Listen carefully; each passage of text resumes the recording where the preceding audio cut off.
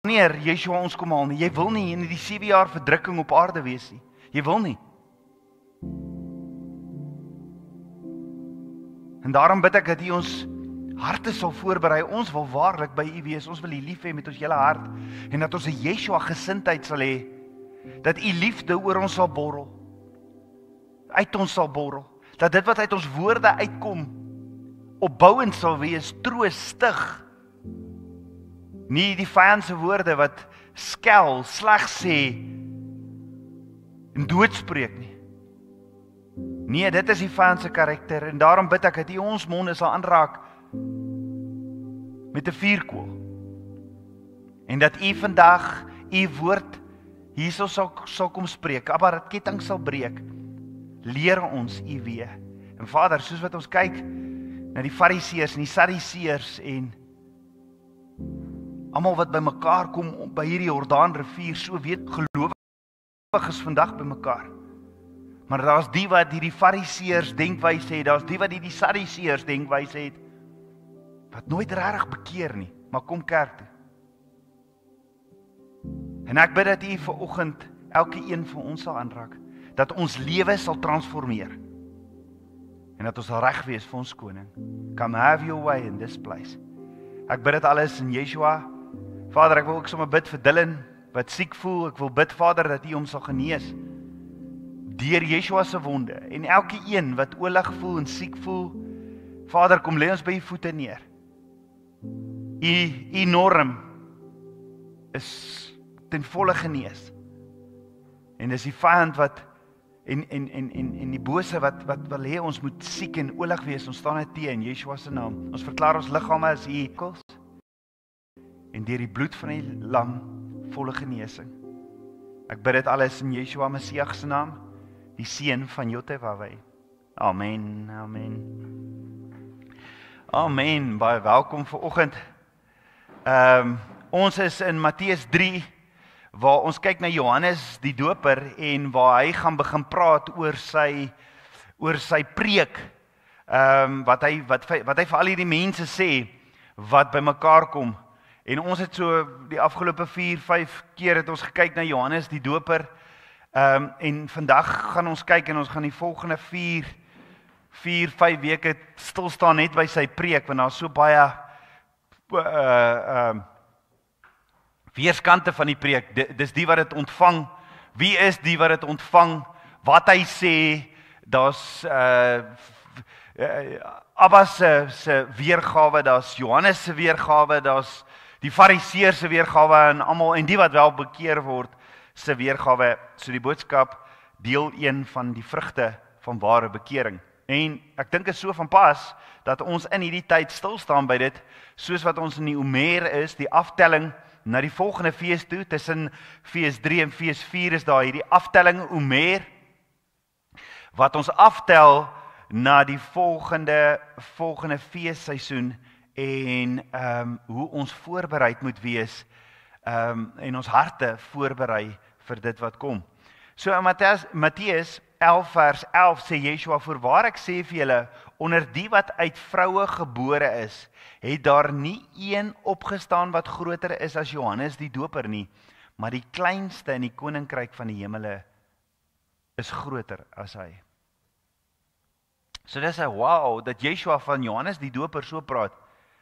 Daar is nie een opgestaan wat groter is as Johannes die Doper nie. En Yeshua is die woord, ja, ek meen, ons kyk na Noag, ons kyk na Abraham, ons kyk na David, na manne, David wat self 'n man na Abba Vader se hart was, en daar is nie een opgestaan wat groter is as Johannes die Doper nie, sê Yeshua self.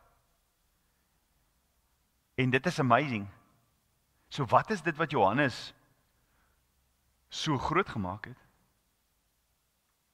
Daar's ten minste 6 eienskappe van Johannes die Doper waarna ons al gekyk het, wat hom werklik uitlig en wat hom 'n groot profeet maak. Soos Yeshua self sê in Matteus 11 vers 11. Nommer 1, sy gehoorsaamheid aan sy roeping. Hy het nie aggeslaan op wat mense om hom sê nie. Hy het nie aggeslaan wat Ons weet nie eens of hy vrou of kinders gehad het nie, niks. Sy gehoorsaamheid aan sy roeping. Hy het 'n roeping gehad. Hy was op aarde geplaas met 'n doel en hy het dit geleef. Johannes het getrou sy unieke roeping vervul as die voorloper van Yeshua. Hy het geweet waarvoor hy geroep is. Jesaja 40 vers 3 profeteer het. En het dit ten volle uitgevoer ongeag die gevaar of kostes. Kan ek dit herhaal? Hy het ten volle sy roeping uitgevoer ongeag die gevaar of kostes. Die tweede ding van Johannes die doper is, hy was vervul met die Heilige Gees. Volgens Lukas 1 vers 15 was Johannes reeds van voor sy geboorte af met die Heilige Gees vervul. En dit het hom bemagtig om met krag en insig op te tree. Dit het hom die krag gegee. En Heilige Gees, een van die Heilige Gees se karaktereienskappe is to reveal the Messiah. Wat het hy gedoen? Hy revealed the Messiah. So hy was gevuld met die Heilige Gees. Derde ding is, hy was selfbeheerst.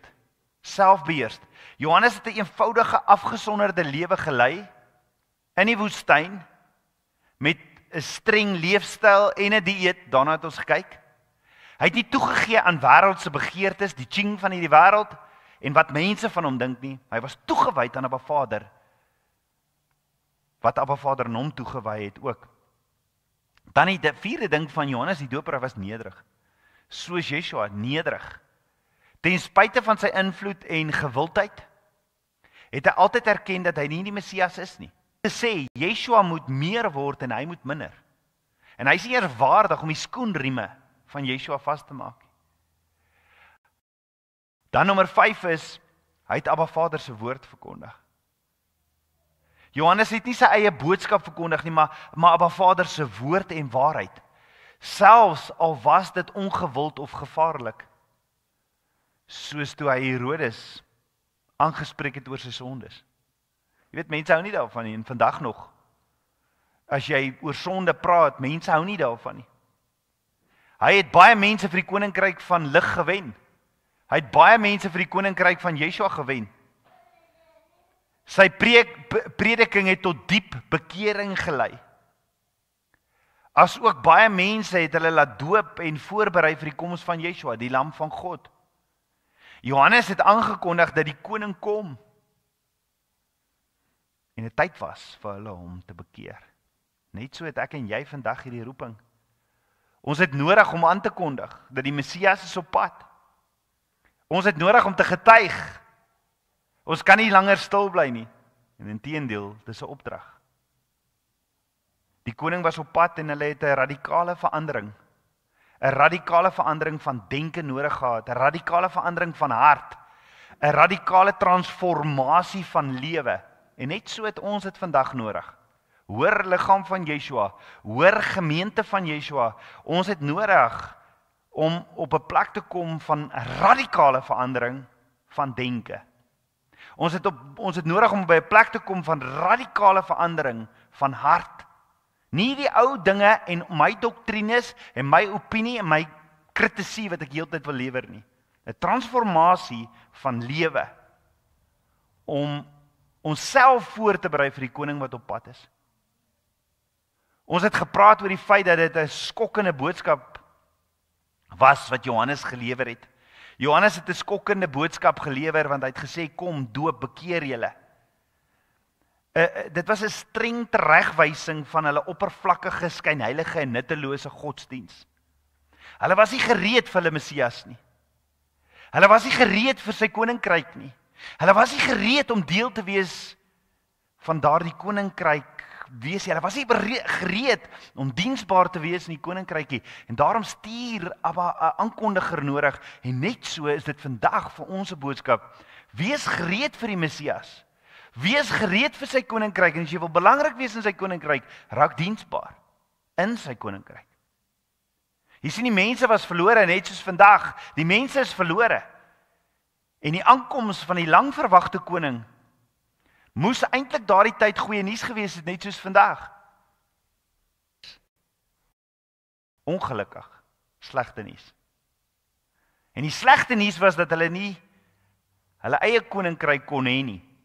En dat hulle die koning moes ontvang en dat hulle sondes moes bely. Hulle kon nie die nuwe koning ontvang as gevolg van sonde in hulle lewe nie. En dit was regtig geskok, want hulle het hulle self gesien as kinders van Abraham. Hulle het gedink hulle is in die regte geslag, onder die regte volk. Hulle het hulle self gesien as kinders van Abraham. Hulle het hulle self gesien as seuns en dogters van die verbond. Net soos wat mense vandag dink, maar ek glo in Yeshua. Hulle het hulle self gesien as seuns en dogters van die beloftes en hulle het hulle self gesien as besnedenis. So daar's so baie mense wat sê ja, maar ek glo in Yeshua en ek is gedoop. Jy geweet jy kan albei doen en jy kan nog steeds nie gered wees nie. Dit staan so in Handelinge. Hulle het geglo hulle is die volk van God. Onderdane van die koning wat net eeue lank wag vir die eeu wat sou kom. En nou wanneer die Messias kom, word hulle meegedeel dat hulle absoluut geen reg het om sy koninkryk binne te gaan nie. Trouwens, Johannes sê jy moet jou bekeer en jy moet gedoop word. Hulle moes doen wat enige heiden moes doen, net soos die heidene. Hulle moes Yeshua aanvaar en hulle moes gedoop word, gehoorsaam wees. Doodgaan in die eie ek, getransformeer wees. Hulle moes berou hê tot bekering. So, hoe weet ek of ek waarlik wedergebore is? Jy sien dit in die transformasie in jou lewe. Jy sien dit wat uit jou mond uitkom. Jy sien hoe jy 'n hartsbegeerte het om meer en meer soos Yeshua te word. So hulle moes berou hê, tot bekering kom, en die uiterlike teken van daardie innerlike wassing, daardie was, daardie reiniging, daardie suiwering, was om gedoop te word. En daarom het Johannes 'n fundamentele verandering gevra. Vandag as ons dit vra, dan verlaat mense die kerk. Ons gaan kyk wat gebeur met Johannes die Doper, ons gaan kyk wat gebeur met Yeshua in Matteus, die oomblik as hy begin sê, maar hoorie, dit is wat dit verg. Johannes die Doper het as aankondiger gevra 'n geweldige en 'n totale transformasie. Hulle was sondig en vuil en hulle het reiniging nodig gehad om gereed te wees vir die Messias. En net so ons is in 'n voorbereidingstydperk. So sy bediening van voorbereiding is goed ontvang, want Matteus 3 vers 5 sê, en Jerusalem en die hele Judea en die hele omtrek van die Jordaan het uitgegaan na hom toe. So wow, dit is amazing. Mense het dit ontvang, die harte is voorberei, want Abba bring die boodskapper en die een wat die boodskap moet ontvang by mekaar. Die ontvanger van die boodskap bring hy by mekaar. Die hele stad het gegaan, die hele omtrek van die Jordaan, en hulle is deur hom in die Jordaan gedoop en hulle het hulle sondes bely. Johannes het mense voorberei vir die koms van die Messias. Dit was 'n doop van voorbereiding. Dit was 'n doop van 'n innerlike belydenis en reiniging van sonde. In Handelinge 19 vers 4 beskryf Paulus die betekenis van Johannes se doop. Hy sê, Johannes het met die doop van bekering gedoop en aan die volk gesê dat hulle moes glo in die een wat na hom kom. Dit is Yeshua Messias. Hoe mooi is dit? Dat selfs Paulus wat meer as 75% van die Nuwe Testament geskryf het, praat van Johannes die Doper wat hierdie aangekondig het. Dit wat Paulus sê oor Johannes die Doper beklem twee belangrike dinge oor Johannes se bediening. Die eerste een is die doop van bekering was voorbereidend. Johannes se doop het mense opgeroep tot bekering van hulle sondes. Dit was 'n simboliese daad wat wys dat iemand sy lewe wou verander en gereed gemaak het vir Yeshua se koms. Met ander woorde, klaar gemaak het met die dinge van hierdie wêreld. Tweedens, sy boodskap het na Yeshua toegewys. Johannes se hele bediening het nie op homself gefokus nie, maar op Yeshua. En hy het duidelik gemaak dat iemand groter as hy sou kom. En dat geloof in Yeshua die ware vervulling van Abba Vader se verlossingsplan is. So Johannes was dis nie net 'n hervormer of 'n morele prediker nie, hy was 'n brug tussen die Ou en die Nuwe Testament. Hy was die brug tussen die Ou en die Nuwe Testament. En het mense direk voorberei om Yeshua as die Messias te ontvang. En toe Yeshua gekom het, was dit nodig dat hulle in hom moes glo en om gered te word. So Johannes se doop was slegs 'n doop van bekering en almal moes glo in hom wat daarna sou kom. Hulle moes glo in die Messias. En toe hulle geglo het, as hulle glo in Yeshua toe as hy kom, as hulle Yeshua ontvang, is daar ook die doop van die Heilige Gees. En ons gaan kyk daarna soos wat ons aanbeweeg. So, wat het Johannes die doper verkondig? In Matteus 3 vers 7 tot 10 staan, maar toe baie van die Fariseërs en die Sadduseërs na sy doop sien kom, sê hy vir hulle: Addergeslag, wie het julle aangewys om te vlug vir die troon wat aankom is? Dis vir my, partykeer lees ons hierdie, dan dink ons ander geslag, maar hy praat eintlik van 'n slang hierso, addergeslag. Julle duiwelse geslag, want 'n slang is regtig die woord. Hoor wat sê hy, hoor hoe hard sê hy dit. En ons gaan kyk daarna, ons gaan nog, nie vandag nie, maar ons gaan nog kyk daarna.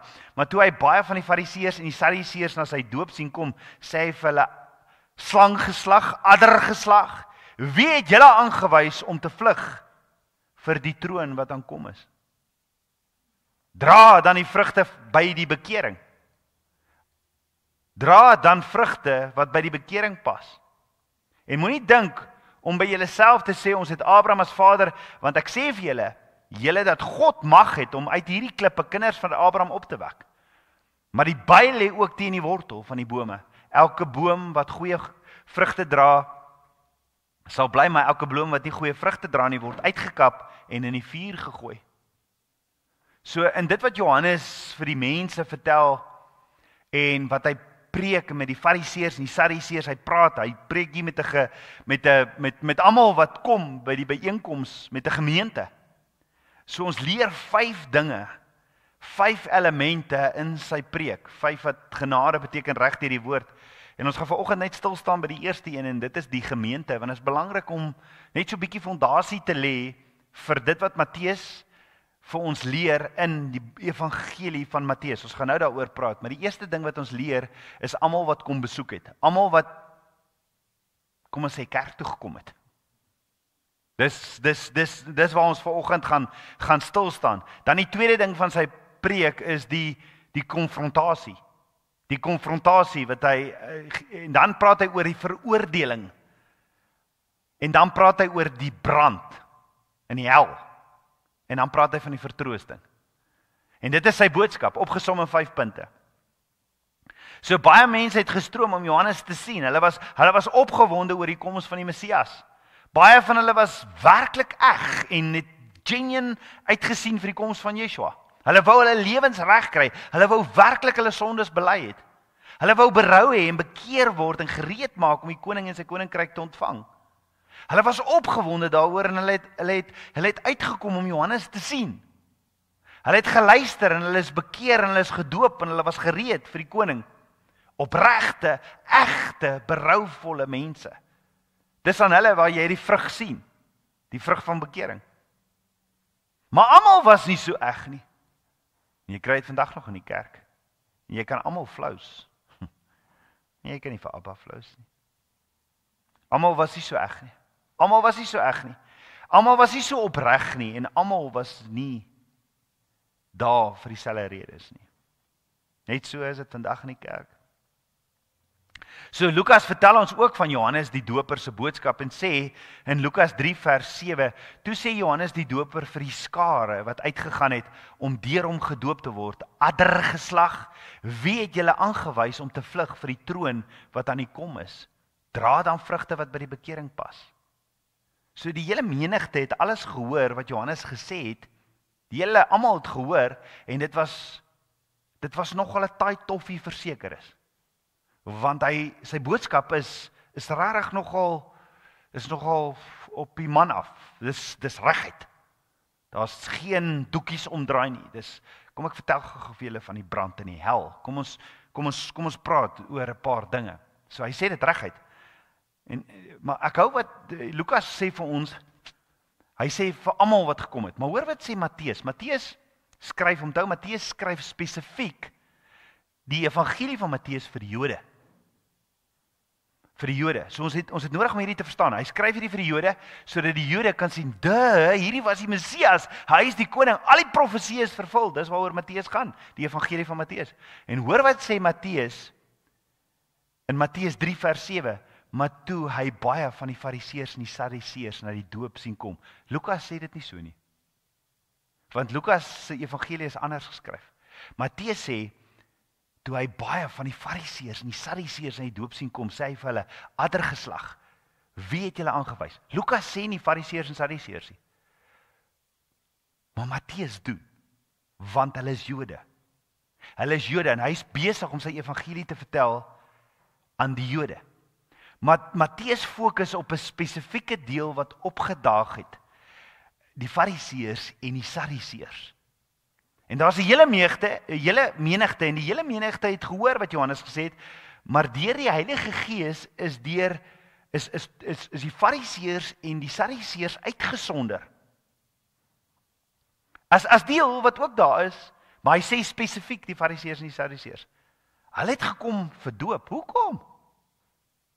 Dit is wat Johannes die Doper ook wil weet.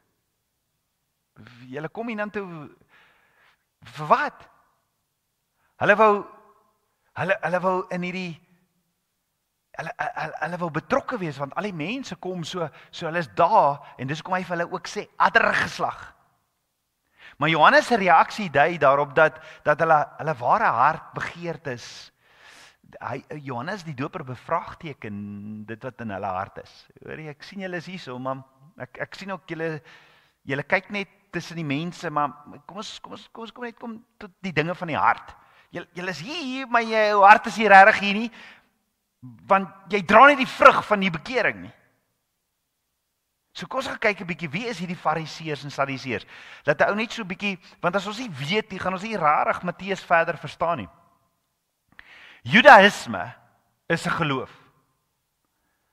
Judaïsme is 'n geloof.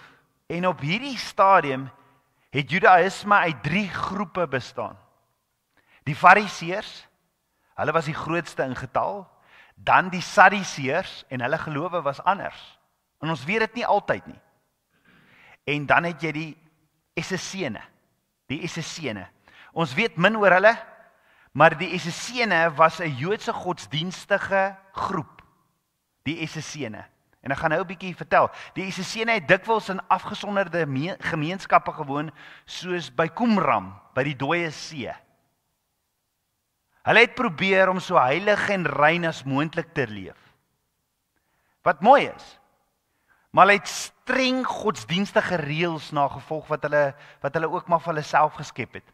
Hulle het byvoorbeeld streng wette vir reinheid, streng wette vir gebed. Hulle het hulle eie kalender en hulle het gemeenskapslewe gevolg. Hulle het 'n gemeenskapslewe gevolg. Die Essene het geglo dat die einde van die wêreld naby is en dat God binnekort sou ingryp om boosheid te vernietig en sy koninkryk te vestig, wat ook reg is. Maar die beroemde Dooie See rolle wat in Qumran ontdek is waarskynlik deur die Essene geskryf of bewaar. En dit sluit ou Bybeltekste en geskrifte oor hulle leefwyse en oortuigings in wat hulle by Qumran gekry het.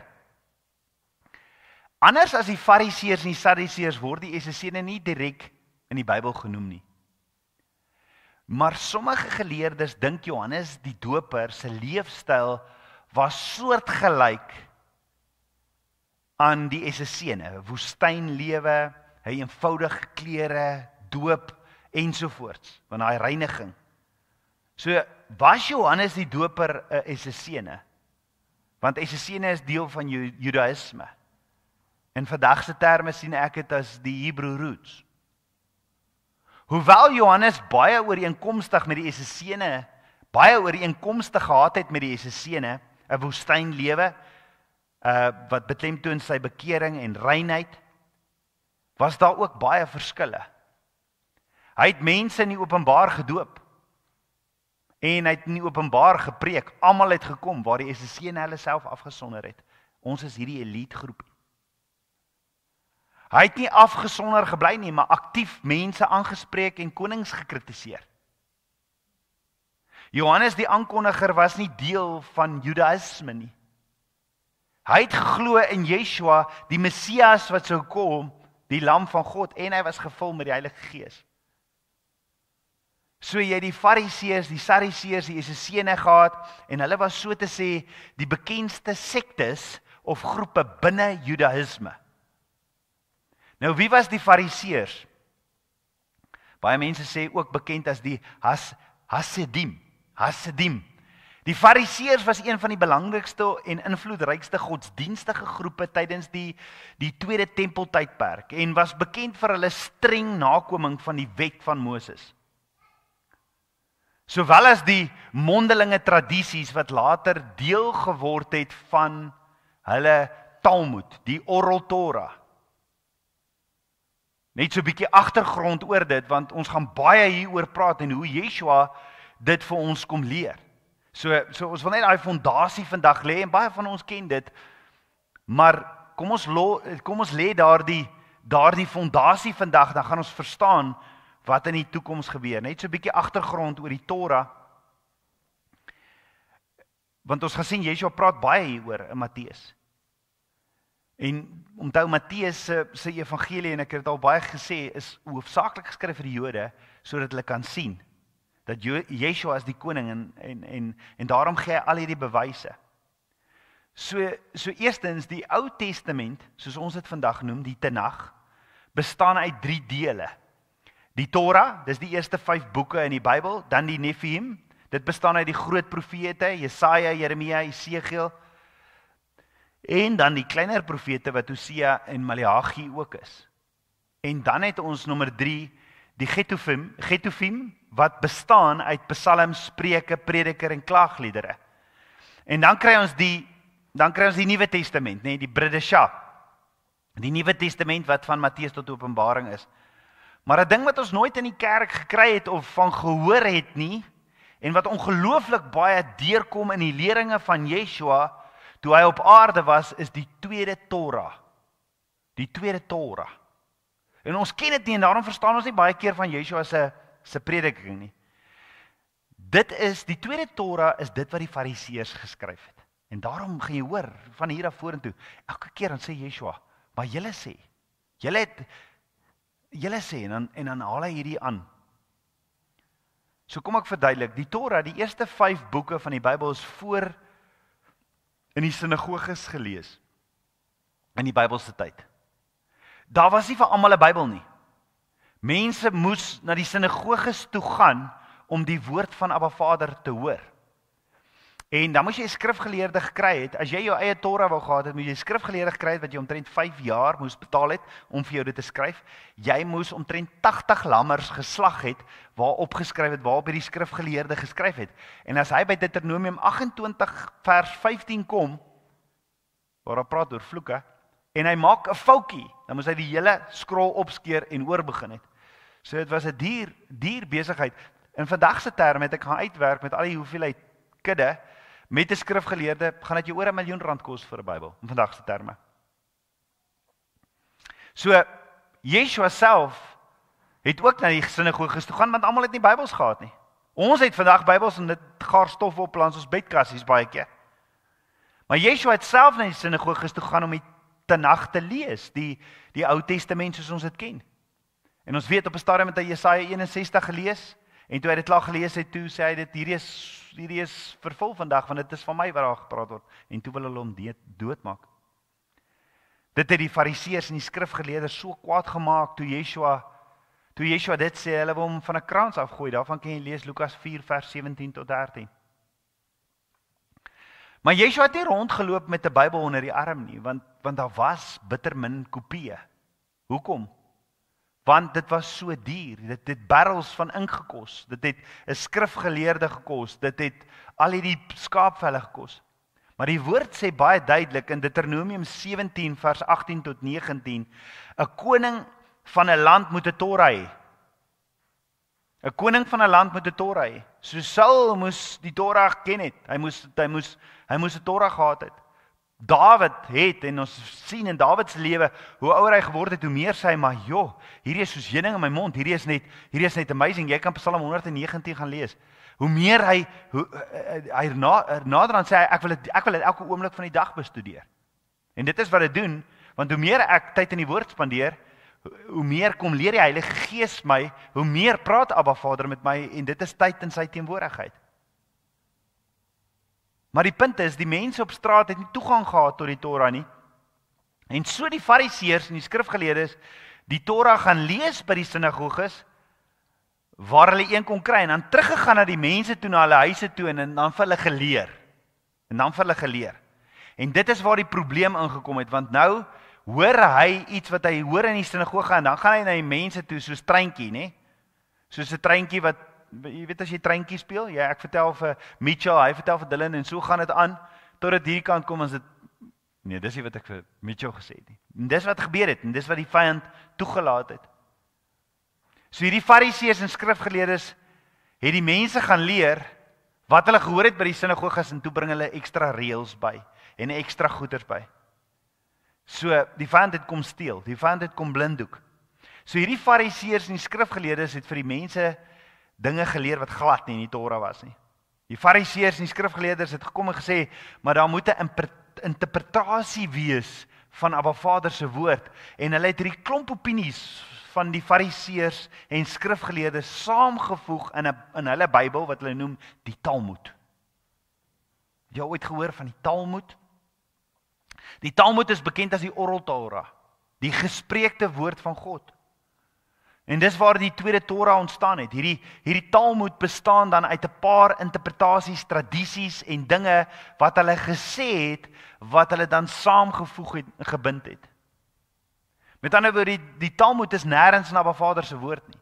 En dit is wat Yeshua baie keer sê, as hy praat, en Paulus ook, as hy praat van die wet, dan moet ons seker maak met wie hy praat en watter wet hy van praat. Want omdat hy praat met die Jode, en hulle het hierdie Oral Torah, so ons moet gaan kyk, wat is daar, en dit is wat geweldige baie verwarring nog steeds wat die vyand veroorsaak. Die feit dat daar 2 Torahs is wel bekend onder die Jode, maar nie bekend onder die Christene nie. Nie bekend vandag nie, dat daar 2 Torahs is. En ons het groot geword in 'n kerk waar ons dit nie weet nie.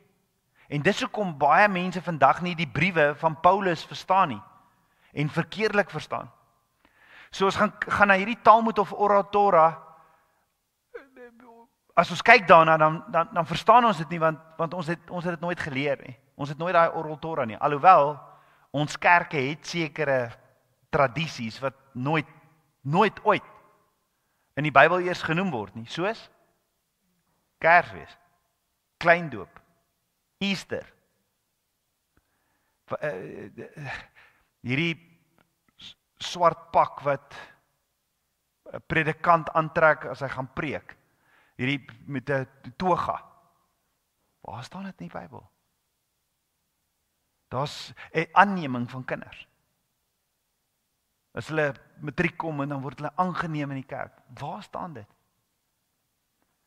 So dis sulke tradisies wat ons ook het. Presies soos wat die Jode het. En hulle het hulle Oral Torah geskryf, en dis wat hulle glo. So as ons kyk na hierdie Talmud of Oral Torah, en ons verstaan nie dat hierdie 2 opgebreek is nie, dan sal ons nooit die volle leringe in die Nuwe Testament verstaan nie.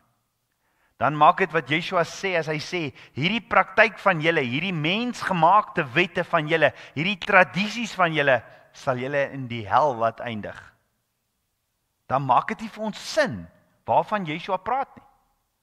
As ons nie weet dat die Jode het 'n Oral Torah nie, hulle het hulle eie reëls. Byvoorbeeld, hulle het, hoeveel reëls? 39 reëls oor die Sabbat. Ekstra reëls wat nie eens in die woord staan nie. So, dis al daai goeders, en baie keer van dit is dit nie, hulle het dit onskuldig begin, net om hulle self te beskerm, maar dit is nie wat in die woord staan nie. Daar's selfs mense wat glo dat die Talmud of die Oral Torah van die Jode het dieselfde autoriteit as die geskrewe woord van Abba Vader. En dit is wat die Essene en die Hebrew roots vandag nog, dis so gevaarlik om vandag, want jy in die kringe wat jy beweeg, kry jy hier in die kerk waar mense die sekere Hebrew roots aanvolg wat Judaïsme is, wat Yeshua nie eens raak sien nie, en dan sonder dat jy besef, ontken jy Yeshua. Sonder dat jy besef.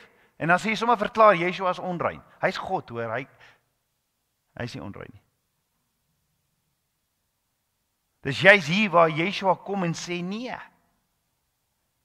As ek en jy dit nie verstaan nie, dan lyk dit asof die Nuwe Testament homself die hele tyd weerspieël.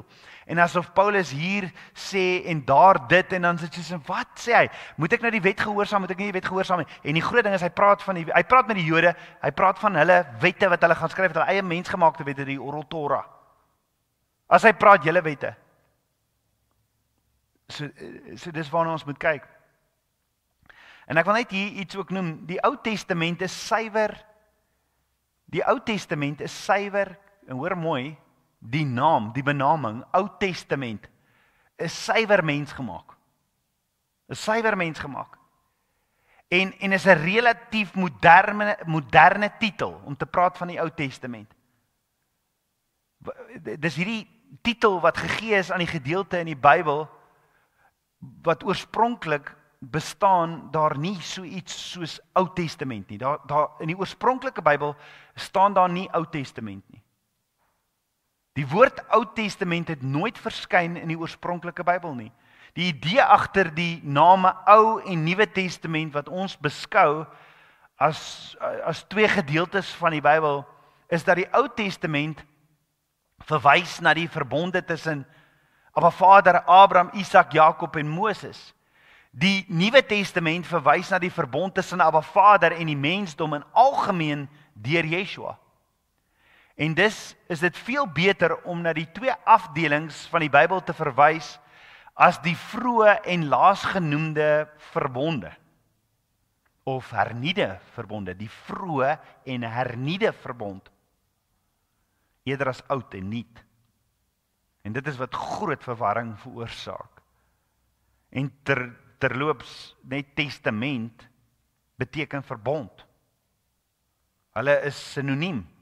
Die nuwe verbond het die oorspronklike of die hernieude verbond het nie die oorspronklike verbond die ou een, kom sê die Nuwe Testament soos ons dit nou vandag ken, het nie die Ou Testament kon vervang nie.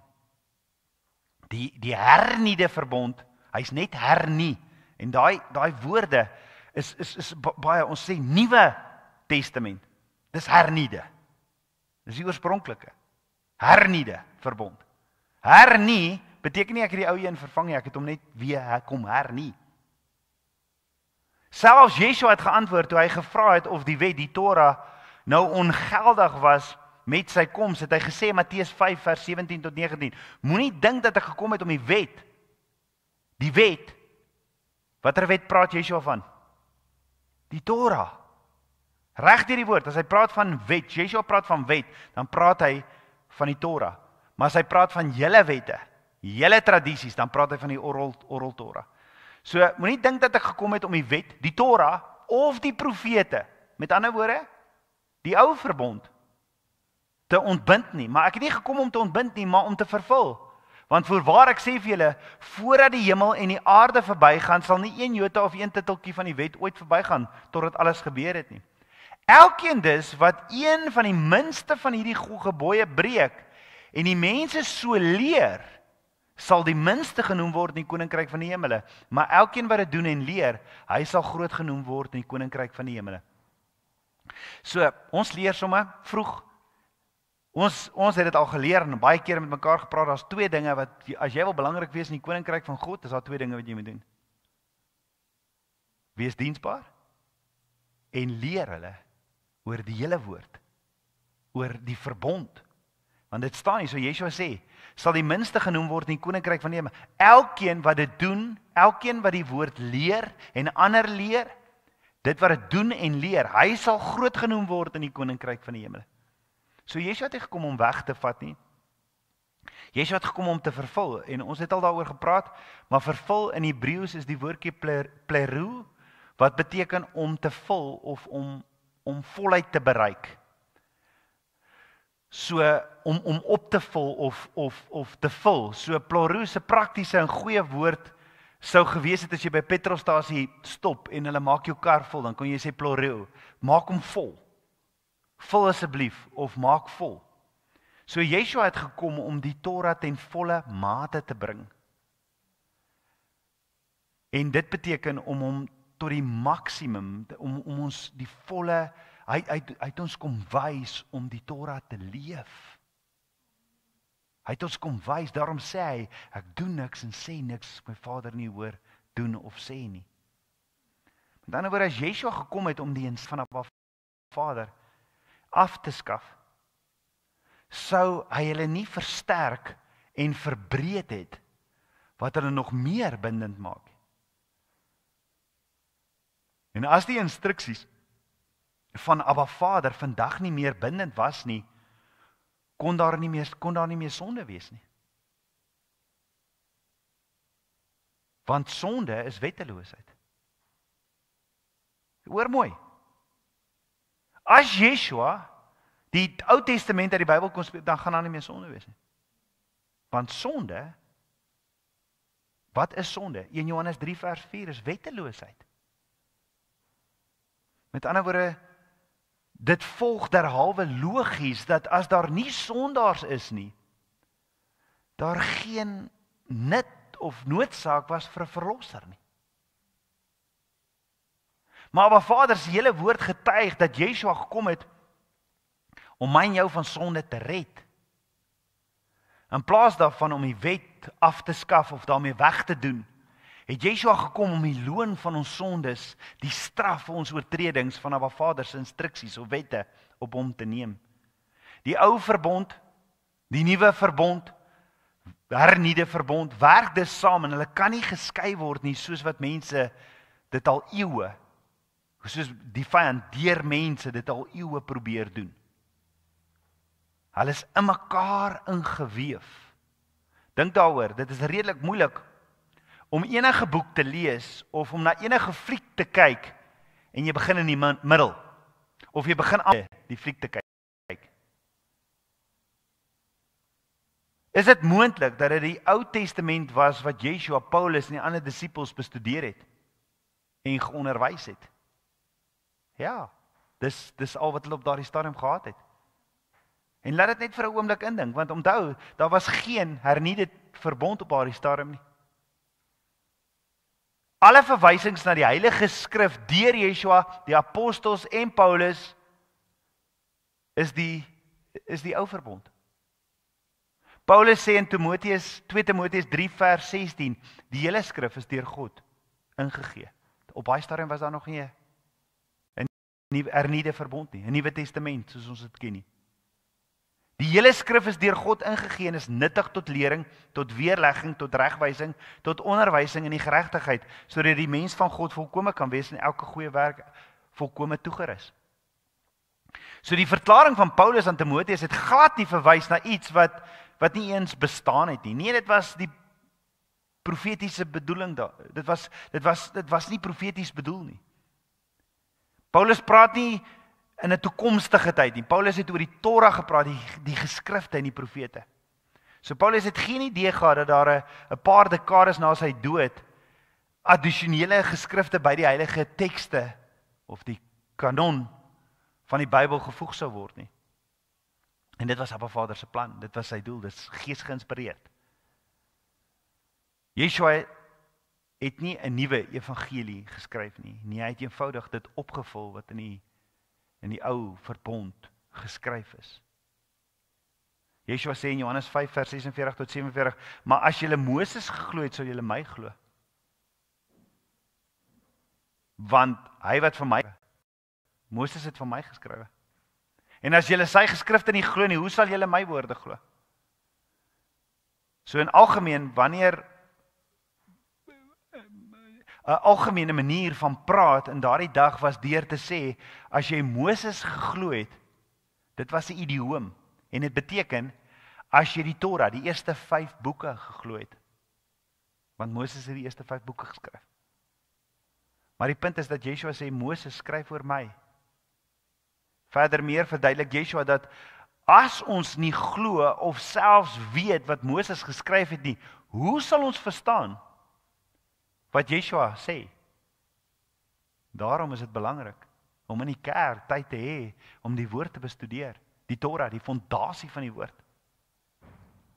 Onthou, Moses was net die instrument. Hy was net die pen in Abba Vader se hande.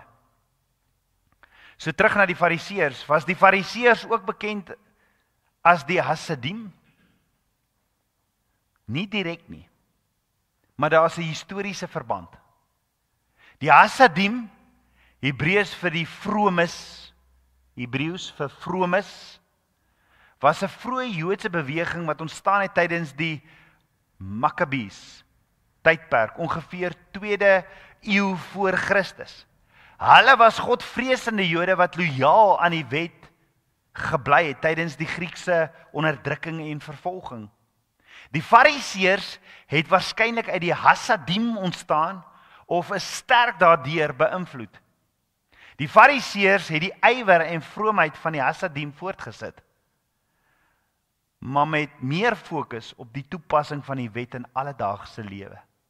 En dis waar hulle hierdie Oral Torah begin skryf het, gesê het, okay, Abba Vader sê, ons mag nie die erf verlaat nie. Nou wat die Jode dan, wat die Fariseërs dan gedoen het, is hulle het 'n heining om die erf gesit, en gesê, Abba Vader sê, ons mag nie in die heining eers raak nie. Abba het dit nooit gesê nie. Hy het nooit gesê, ons mag nie in die heining raak nie. Abba het gesê, ons mag nie die erf verlaat nie. En dit is waar hierdie Oral Torah kom. So, belangrike kenmerke van die Fariseërs wat ons moet weet is, hulle het geglo dat nie net in die geskrewe wet, die Torah nie, maar ook die mondelike tradisies. Hulle het eie tradisies geglo, en daarom was dit bindend geweest. Hulle het geglo aan hulle eie tradisies, en daarom sê Yeshua baie kere, hoorie, moenie daardie suurdeeg van die Fariseërs, moenie daardie leringe van die Fariseërs, daardie ekstra reëls wat hulle bygesit het. Die Fariseërs, anders as die Sadduseërs, hulle het geglo in die opstanding van die dode, en in 'n geestelike wesens soos engele en demone. Die Fariseërs het in dit geglo. Hulle was baie gerespekteer onder die gewone mense, want hulle het probeer om die wet prakties en relevant te maak vir die alledaagse lewe.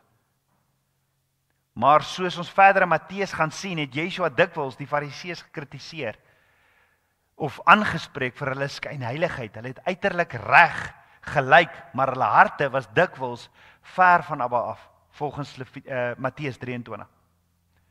Na die vernietiging van die tempel, 70 na Christus, het die Fariseërs se benadering die grondslag geword vir rabbynse Judaïsme, wat tot vandag toe in sinagoges bestaan. Fariseërs, die naam Fariseërs kom van die Arameese of Hebreëse wortel perash. Perash wat beteken om af te sonder of om te skei. Die naam Fariseer beteken letterlik die afgesonderdes of die wat hulle afskei. En dit beskryf hulle houding teenoor onreinheid en sondes. Hulle het hulle self afgesonder van mense of gebruike wat hulle as onrein beskou het. As gevolg van dit hulle soms 'n houding gehad van geestelike meerderwaardigheid, wat Yeshua dikwels aangespreek het in Lukas 18 vers 9 tot 14. Hy praat ook van die gelykenis van die Fariseërs en die tollenaar. Die Fariseer en die tollenaar. Hulle het hierdie houding gehad van meerderwaardigheid. Ek doen dit, ek vas soveel per week en ek doen dit. En dit was mooi, maar hulle het hierdie hoogmoed gehad wat hulle volgemaak het, en daarom het ons niks te doen met hulle daar buite nie. Ons niks te doen met hulle daar buite nie. baie gevaarlik om die woord so te bestudeer en daardie siening van die fariseërs te begin kry. Want onthou ons het 'n opdrag van Yeshua. Gaan maak disippels. Die fariseërs het gesit met geestelike trots en wettisme wat Yeshua aangespreek het. Die fariseërs was so vroom en supergeestelik. Hulle het hulle self van die heidene afgeskei. Hulle het hulle self van tollenaars, belastingvorderaars afgeskei. Hulle wou nie besoedel of verontreinig word deur enige iemand of enigiets wat geassosieer word met enige seremoniële onrein, wat enigstens seremonieel onrein was nie. En die gevolg was, daar was geen ware toewyding nie. Daar was geen om rarig die woord uit te vat tot op die uiterstes van die aarde nie. En ek wonder of dit nie die kerk ook ingesyfer het nie. Vandag. Want waar is die toewyding? Waar is die toewyding om te getuig van wat Yeshua gedoen het? Al is dit 'n opdrag in die woord. Daar was geen toewyding nie, daar was geen vroomheid nie, daar was geen ware godsvrug nie. Die fariseërs het hulle self bo almal anders gestel as die ware supergeestelike mense. Hulle was so selfverseker, want ons ken Lukas 7 vers 39. Hulle het probeer om Yeshua te veroordeel, selfs die seun van God te veroordeel, omdat hy naby sondaars gekom het. Hulle het Yeshua gekritiseer omdat hy met dronkaards, self gesê hy is 'n dronkaard, wynsuipers en sondaars en enige van hierdie soort mense rondgang het. Dis die fariseërs. Dis die mense met wie Johannes praat. Die Essenes, die fariseërs wat daar is, en dan ons die Sadduseërs. Die Sadduseërs, hulle was hoof van godsdienstige en politieke groepe in die tyd van Yeshua en in die tyd van die vroeë volgers van die weg, die kerk. Hulle was anders as die fariseërs, veral in hulle teologie, in hulle politieke houding en sosiale stand. Die Sadduseërs was meestal uit die hoëpriester geslagte. En ons weet daar was 70 Sadduseërs, hulle was politieke aangesteldes. Hulle was ryk aristokrasie en hulle het groot invloed in die tempelbediening gehad en het nou saamgewerk met die Romeinse owerheid om orde te handhaaf. In teenstelling met die fariseërs het die Sadduseërs met die eerste 5 boeke van Moses, die Torah, as gesaghebend aanvaar, wat supermooi is. Hulle het dit aanvaar. Hulle het nie die mondelingse tradisies aanvaar nie, die Sadduseërs. Hulle het nie geglo in die opstanding van die dode, hulle het nie geglo in engele of demone nie. Dit sien ons in Handelinge 23 vers 8. Want die Sadduseërs sê, daar is geen opstanding en ook geen engele of gees nie, maar die fariseërs bely beide. Hulle het politieke mag behou. Die Sadduseërs het politieke mag behou deur Romeinse owerheid met die Romeinse owerheid saam te werk. Hulle was dus meer pro-Romeins en het stabiliteit bo nasionaliteit en geestelike ywer verkies. Aangesien hulle in beheer was van die tempelinstitusie, was hulle magtig en omdat hulle saam met die Romeine gewerk het. Tot die vernietiging van die tempel in 70 na Christus, waarna hulle as 'n groep uitgesterf het, die Sadduseërs. Yeshua het hulle soms gekonfronteer, veral byvoorbeeld Matteus 22 vers 23 tot 33, waar hulle 'n strikvraag vra oor die vrou wat 7 keer getroud was. Hulle het ook die apostels vervolg, Handelinge 4 en Handelinge 5. So daar's verskillende kenmerke tussen die fariseërs en die Sadduseërs. Fariseërs was gewone mense, skrifgeleerdes. Sadduseërs was meer jou ryk elite, daar waar die hoëpriesters gekies is en in hoë politieke bewind. Fariseërs glo in Torah en oral Torah, hulle eie geskrifte. Sadduseërs glo net in die Torah. Fariseërs glo in opstanding en engele, Sadduseërs glad nie. Fariseërs het 'n politieke houding teen Rome en was volksgetrou. Sadduseërs pro-Rome, status quo. Sadduseërs tempelbeheer toegepas, nie Fariseërs nie. En Sadduseërs, Fariseërs en Essenes, hulle was almal deel van Judaïsme. Hulle was almal deel van Judaïsme. So die vraag is, hoekom kom hierdie Fariseërs en die Sadduseërs en die Essenes na die woestyn toe om te luister na Johannes die Doper? Hoekom kom hulle? Hoekom kom hulle wat almal van oral het gekom? Hoekom kom hulle? Hoekom wil hulle gedoop word? Of wat wil hulle van Johannes af hê? Wat wil hulle van Johannes die Doper af hê? Eerstens, hulle het dalk gekom omdat hulle nuuskierig was. Hulle het gekom omdat hulle nuuskierig was. En dit is nog steeds so vandag. Mense kom kerk toe. Is vas in hulle godsdiens, maar hulle kom omdat hulle nuuskierig was. Want al die mense kom. Ek bedoel, as die hele stad Jerusalem na die woestyn toe gaan, na die Jordaan rivier toe, wou hulle mos ook gaan kyk. Anders verloor hulle dalk hulle aansien by die mense. En ek dink miskien ook dat die woord vir ons sê, dat al mense Johannes gesien het, al die mense het Johannes gesien as 'n profeet. Hulle het Johannes gesien as 'n profeet, en ek dink hulle was geïntimideer deur die bevolking wat gedink het, hierdie man was 'n profeet van God. En hulle wou gaan kyk het vir hulle self. En hulle het moontlik 'n paar vrae gehad, want hulle het 400 jaar lank, was daar 'n profetiese stilte van Maleagi tot en met Matteus. Miskien het hulle gedink dat die mense dalk reg is, miskien is die oue profeet, hierdie Johannes die Doper, miskien is hierdie oue profeet. En so onder die druk van 'n skierigheid en die druk van die mense wat glo dat hy 'n profeet was, besluit hulle om op te dag.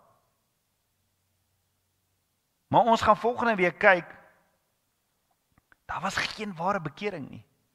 Daar was geen ware berou, geen ware belydenis van sondes nie. Geen ware soeke na die Messias, na Yeshua nie.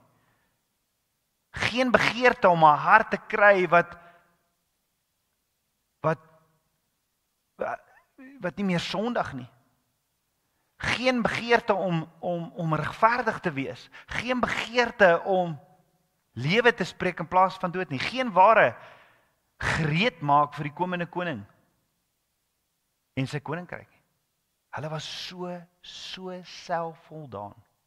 Hulle was so selfvoldaan. En Johannes sien hierdie en hy roep hulle aan, addergeslag, slanggeslag, slanggeslag. Dis hoe Johannes hulle aanspreek. As ons vandag so sou praat. Hulle het geglo, hierdie Fariseërs, hierdie Judaïsme, hulle het geglo dat hulle die groot verhewe persone in die koninkryk sou wees wanneer dit kom. Net soos wat hulle was. So, hulle het nie bekeer nie. Daar was geen bekering, geen transformasie in hulle lewe nie. En daarom sê Johannes vir hulle, dra die vrug wat die bekering pas. Want as jy waarlik tot wedergebore gekom het, verander jou hele lewe. En as jy nie tot wedergebore gekom het nie, glo jy in Yeshua, maar jy het hom nog nie aanvaar in jou lewe nie. Jy het hom nog nie toegelaat in jou lewe nie. En dan moet jy vandag besef, is daar 'n massive probleem as Yeshua vandag kom. Jy het nodig om nou jou lewe reg te stel. Jy het nodig om Yeshua te aanvaar en te sê, Yeshua, ek wil heeltemal transformeer. Ek wil glo in U. Ek gee myself totaal aan U. Daar was geen bekering, geen transformasie nie. Hulle was net bedrieglike skynheiliges. Wat gekom het waar die kerk kom, waar die gemeente is, almal kom. Uit nuuskierigheid uit. Hulle het hulle bemoei met hulle eie sake. En hier loop hulle vir hulle self vas in Johannes die Doper. Mag Abba ons gebruik. Vandag soos Johannes die Doper, wat die waarheid verkondig en nie meer doekies omdraai nie, want dit gaan daaroor Daar's 'n brand wat kom. En daar's 'n koninkryk. Jy het nou die keuse. Jy het nog die geleentheid. Ek het dood in die laaste week in die oë gestaar. Gesien. Ek en Gerrit het laasweek Woensdag na die evangelie het Abba het op ons hart gesit om vir 'n oom te gaan bid net voor hy sy oë toemaak. Die oom was nooit in die kerk. Ons weet, hy het sy hart vir Yeshua gegee. Hy het die lig gekies. Ons weet dit. Hoekom wil jy wag? Hoekom wil jy wag tot op jou sterfbed? Jy mis so baie uit. Jou hele lewe verander as jy Yeshua aanvaar en as hy jou hele lewe kan kom transformeer. Jou finansies verander. Alles verander. Jou hele gesindheid verander.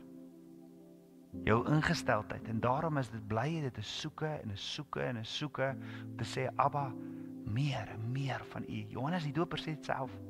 Meer van U, minder van my. Minder van my, meer en meer van U. Want baie kere staan hy hierdie vlees op. En dan wil hy sy eie dinge hê. Hy wil sy eie, hy's bombasties. Hierdie vlees is sarkasties. Hierdie vlees is hy spreek dood. En dit moet dood. Ons moet leeg raak. Ons moet leeg raak van onsself, van ons eie selfgesentreerdheid en laat Yeshua binne in ons kom lewe. Kom ons kry ons harte reg vir ons koning. Die Fariseërs, die Sadduseërs, die Essenes, hulle het Yeshua gemis. Hulle het hom gesien. Maar het hom gemis. Kom ons wees eenvoudige disippels. In Handelinge 4 kyk die Sadduseërs na Johannes en Petrus. Sê, "Jesus, maar hier is eenvoudige manne." Hulle het maar seker net so eenvoudig soos ek gelyk nie. Eenvoudige manne. Maar wat hulle sien is Yeshua en Johannes en Petrus. Maar ons kan sien julle is volgelinge. Want hulle dra daai vrug. Hulle dra die teenwoordigheid van God. Selfs Nikodemus het dit raak gesien in Yeshua. Daar's iets anders aan U. Daar's iets anders aan U. Hulle het na Petrus en Johannes gekyk en gesê, "Ja, daar's iets anders aan julle. Waar kom julle aan hierdie waarhede? Hoe? Julle is eenvoudige manne, waar? Julle is nie geleerd soos ons nie. Julle is nie so elite soos ons nie. Waar kom julle aan hierdie?" Yeshua kies die eenvoudiges. Die eenvoudiges, humble, nederiges.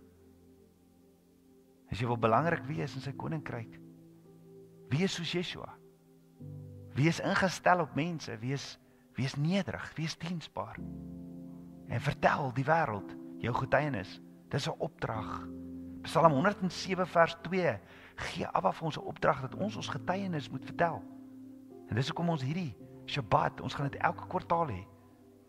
Tyd om te getuig. Want jou getuienis bring eer vir Abba. En as jy stil bly, juig die vyand daaroor. As jy stil bly, juig die vyand daaroor. Dis deur die bloed van die lam en deur die woord van ons getuienis. Yeshua het alles gedoen. Hy het sy bloed kom stort. En is deur die woord van die getuienis wat ons die vyand oorwin. Nou bly ons stil. Nou bly ons stil.